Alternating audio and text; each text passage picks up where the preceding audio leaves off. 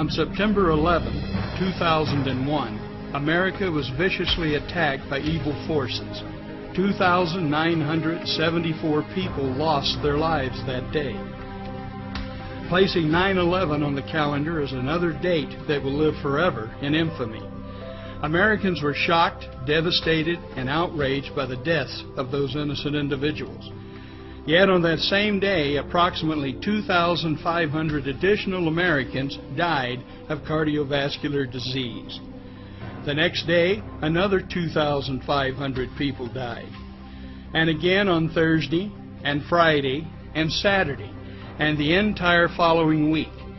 In fact, a total of 75,000 Americans died during the month of September from cardiovascular disease.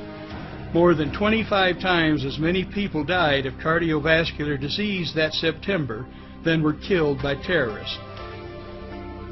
Cardiovascular disease is the #1 cause of death in America. In 2001, over 900,000 people died from this silent killer. That number is more than all the American soldiers killed in battle during all the American wars combined. An aggregate 44 years of fighting over the course of more than 2 centuries has resulted in 653,406 combat deaths. Think of it.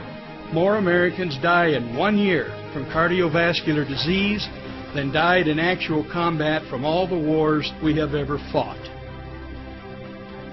On March 28, 1969, President Eisenhower died of a heart attack. Less than 4 years later, President Lyndon B. Johnson died from a third heart attack at the age of 64.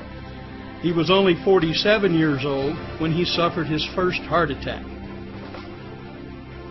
The following celebrities all died from heart disease before reaching the age of 60. John Candy was only 43 when he died. However, John's father was even younger, dying at the age of 35 from a heart attack. At the age of 38, Peter Sellers suffered a series of heart attacks which permanently damaged his heart. A final heart attack killed Inspector Clouseau at the age of 54. Henry Fonda was 77 when he died from heart disease. However, he lived longer than everyone else pictured here. In June 2008, Tim Russert collapsed suddenly and died while preparing for the television show Meet the Press. An autopsy revealed that ruptured cholesterol plaque blocked off a main artery leading to the fatal heart attack.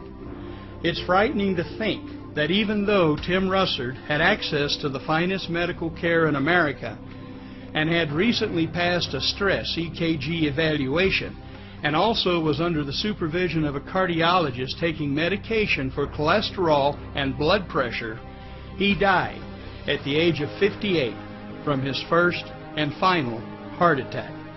That same month, George Carlin died from heart failure.